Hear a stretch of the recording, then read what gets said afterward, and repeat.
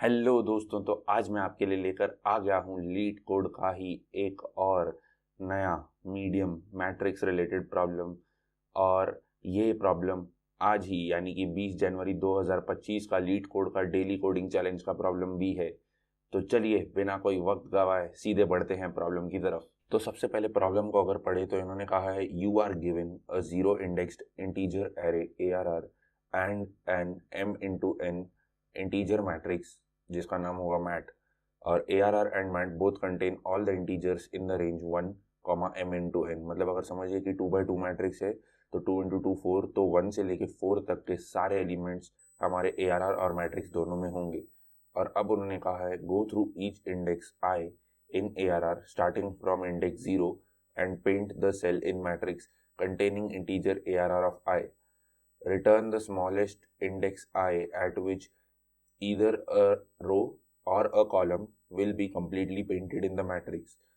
तो अब इनका कहना ऐसा है, अगर हम पहले सैम्पल इनपुट को देखें तो इनका कहना है कि ARR के अंदर हमारे पास है 1 3 4 और 2, और मैट्रिक्स के अंदर हमारे पास 1 4 फर्स्ट रो में और सेकेंड रो में है 2 3। तो और आउटपुट है 2। तो अब आउटपुट कैसे है 2, ये उन्होंने बताने के लिए नीचे एक्सप्लेनेशन दिया है कि moves are shown in the order and both the first row and second column of the matrix become fully painted at ARR of 2। तो अब इन्होंने किया क्या है कि ARR में से हम एक एक एलिमेंट को इटरेट करते जाएंगे और उसको हम मैट्रिक्स में मार्क करते जाएंगे। जैसे ही हमने मार्क करते करते अगर हमने देखा कि कोई भी एक रो या एक कॉलम को हमने फुल्ली मार्क कर दिया है, तो जिस इंडेक्स पर वो रो या कॉलम फुल्ली मार्क्ड हो गया हमें वो इंडेक्स को रिटर्न करना है। सिंपल सा क्वेश्चन है, ज़्यादा कुछ लफड़ा लोचा नहीं है। हम आइए देखते हैं इसे सीधे से कोड करके। तो अब अगर इसे करना हो तो हम कैसे करेंगे कि सबसे पहले मैं ले लूँगा एक रो और कॉलम का integer variable kind of, but हमारे पास यहाँ पे टाइप्स नहीं है तो इंटीजर हम स्पेसिफाई नहीं करेंगे, और हम इसको ले लेंगे mat len of mat comma len of mat of 0। ठीक है, और उसके बाद हम ले लेंगे फिर एक पोजीशन करके मैप जिसके अंदर हम डालते जाएंगे सारे के सारे एलिमेंट्स और उनकी पोजीशन मैट्रिक्स के अंदर। ठीक है, सो उसको हम ले लेंगे एज अ डिफ़ॉल्ट डिक्ट, जिसके अंदर हम डाल देंगे टपल जो कि रो और कॉलम को रखेगा। तो for r in row, for c in col. ठीक है, position map of mat of r comma c equals tuple में हम डाल देंगे आर कॉमा सी, और फिर हम यहाँ पर आ जाते हैं और हम यहाँ पर लेंगे रो काउंट, क्योंकि हम क्या करते जाएंगे कि जैसे जैसे हमें मिलते जाएंगे एलिमेंट्स किसी भी रो और कॉलम के लिए, तो हम उसकी लेंथ में से एक एक माइनस करते जाएंगे, और किसी भी रो या किसी भी कॉलम के लिए पूरी तरह से वो एक इंडेक्स पे कोई भी ज़ीरो हो गया वैल्यू तो हम उसे कंसिडर करेंगे कि हमें मिल गया है फर्स्ट मार्क्ड या फर्स्ट मार्क्ड रो या फर्स्ट मार्क्ड कॉलम, तो हम उस इंडेक्स को रिटर्न कर देंगे। तो row count is equals to row underscore count. अब ये कितनी बार करना है, तो कॉलम टाइम्स करना है इनटू कॉल, और col count is equals to col underscore count into row. ठीक है, तो ये हो जाएगा। उसके बाद फिर अब हम क्या करेंगे, for i comma num in enumerate कॉम इन ब्रैकेट ARR। इससे हमें क्या होगा कि हमें इंडेक्स भी मिलेगा वो, और हमें ARR का वेरिएबल भी मिलेगा। तो हम क्या करेंगे कि मैट्रिक्स ऑफ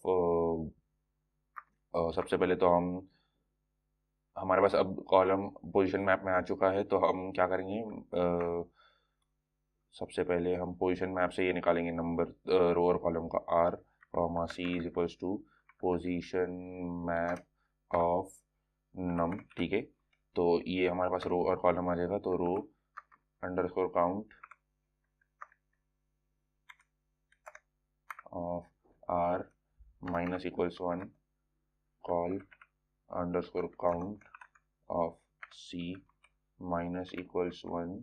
और इफ अब हम चेक करेंगे कि हमारे पास ये आ चुका है क्या, रो काउंट उसका 0 हो चुका है। If row count underscore r equals 0 और col count of c equals 0, तो रिटर्न आए। और जस्ट हमने यहाँ पे आने के लिए एक रिटर्न -1 कर देंगे। तो मुझे लगता है ये सफिशेंट है, इसको रन करके देखते हैं। Okay, for r in row, okay, in length रहना चाहिए LEN of, sorry, r in range रहना चाहिए ये भी। For c in range col इस तरह से, और अब रन करके देखते हैं।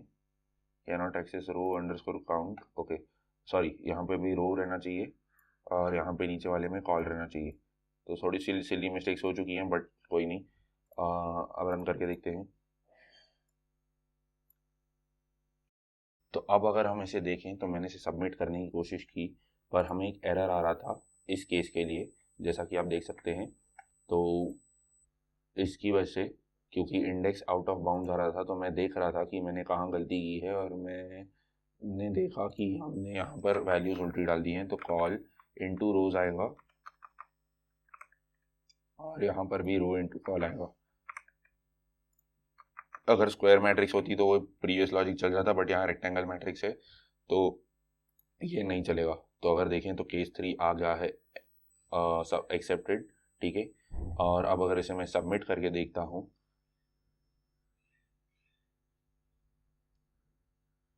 तो देखते हैं क्या आंसर आता है, और ये आ गया एक्सेप्टेड। तो इस तरह से आज हमने सॉल्व कर दिया है आज का हमारा daily problem, first completely painted row और कॉलम इन अ मैट्रिक्स। तो अगर अब बढ़े हम इसकी टाइम और स्पेस कॉम्प्लेक्सिटी की तरफ, तो सबसे पहले तो ये हो जाएगा O ऑफ n, m, क्योंकि यहाँ पर हम पूरे के पूरे मैट्रिक्स पर घूम रहे हैं। और अगर देखें तो यहाँ पर ARR पर घूम रहे हैं, जो कि सेम ही लेंथ का है जितना m इंटू n मैट्रिक्स है। तो इसकी overall time and space complexity हो जाएगी n इंटू m। अब स्पेस कॉम्प्लेक्सिटी की अगर बात करें तो space complexity n into m कैसे होगी, क्योंकि हमने यहाँ पर एक पोजीशन मैप ले रखा है जो कि पूरे के पूरे एलिमेंट्स और उनकी रो और कॉलम की वैल्यू को स्टोर करके रखता है। तो अगर लिखना हो तो TC is equals to O big O of n into m, where n is the number of rows and m is the number of columns, and space complexity अगर लिखनी हो तो वो लिखूंगा O of n into m। तो इस तरह से हमने देख लिया है इसकी स्पेस और टाइम कॉम्प्लेक्सिटी को भी। तो अब अगर बढ़े हम C++ की कोड की तरफ, तो C++ में भी हमने उसी कोड को पूरा का पूरा समझिए कि ट्रांसलेट किया है पाइथन से C++ में। तो हमने यहाँ पर इंटीजर रोज और कॉल्स ले लिए जो कि साइज दे रहे हैं हमें। फिर हमने अनऑर्डर्ड मैप ले लिया है, जिसमें पहला अगर देखा जाए तो इंटीजर होगा, ये वो नंबर होगा जो हम मैट्रिक्स से ले रहे हैं किसी R और C मतलब पोजीशन से मैट्रिक्स की। और पेयर होगा यहाँ पे इंट और इंट का, जो कि R और C लाइक रो और कॉलम जिस वैल्यू पर है, जैसे 0,0 पर कोई वैल्यू है तो वो जो 0,0 की वैल्यू है वो यहाँ पर जाएगी, और 0,0 इन दोनों पेयर में रहेगा। नाम दे दिया है हमने पोजीशन मैप। उसके बाद हमने वेक्टर ले लिया है जिसके अंदर हमने सारे के सारे रोज और कॉल्स मतलब ले लिए हैं इनिशियली, जिसको हमने मार्क करके रखा है रो की वैल्यू और कॉल की वैल्यू, और जिसमें से हम माइनस करते जा रहे हैं देखने के लिए कि 0 है या नहीं। उसके बाद हमने सारे के सारे मैट्रिक्स के वेरिएबल्स को या नंबर्स को उनकी रो और कॉलम की पोजीशन के साथ हमने डाल दिया है इसके अंदर, पोजीशन मैप के अंदर।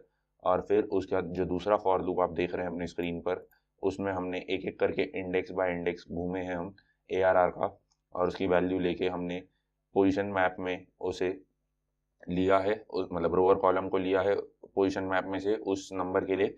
और फिर उस रो और उस कॉलम के लिए हमने रो काउंट और कॉलम काउंट को 0 कर दिया है, मतलब 1 से माइनस करते जा रहे हैं, और जैसे ही 0 हुआ तो उसे हम रिटर्न कर दे रहे हैं इंडेक्स की वैल्यू। और जस्ट बिकॉज हमें एंड में डालना ही था रिटर्न, तो इसके लिए हमने रिटर्न -1 कर दिया है। ऐसा क्वेश्चन में कहीं कहा नहीं गया है, बट अगर मैं इसे निकाल दूंगा तो एरर आएगा कि हमने कहीं पर भी रिटर्न स्टेटमेंट एंड में डाला ही नहीं है। तो इस तरह से हमने सॉल्व कर दिया है C++ में फर्स्ट कंप्लीटली पेंटेड रो और कॉलम, जो कि है 20 जनवरी 2025 का डेली क्वेश्चन। तो धन्यवाद।